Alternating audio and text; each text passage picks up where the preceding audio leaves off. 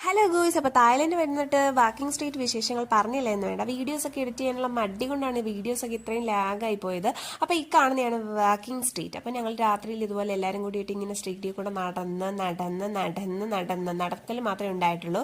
ഭയങ്കര പബ്ബും മറ്റ് D J party അത് ഇതൊക്കെയുള്ള ഭയങ്കരമായൊരു വൈബ് ചെയ്യാൻ പറ്റുന്നൊരു സ്ട്രീറ്റാണ്. പക്ഷെ ഞങ്ങൾ അത്രയൊന്നും വൈബ് ചെയ്തില്ല. പിള്ളേരൊക്കെ ഉള്ളതുകൊണ്ട് പബ്ബിലൊന്നും കയറാൻ പറ്റിയില്ല.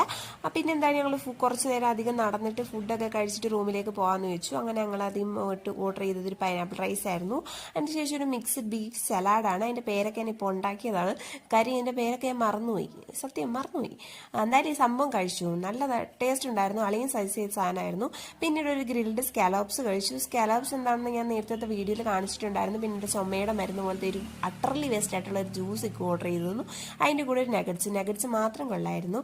പിന്നീട് ഒരു ഡെസേർട്ട് എന്നപോലെ നമ്മുടെ മുന്തി ഐറ്റമായിട്ടുള്ള തായ് ബനാന പാൻ കേക്കും കൂടെ കഴിച്ചു. ആ പരിപാടി അങ്ങ് അവസാനം.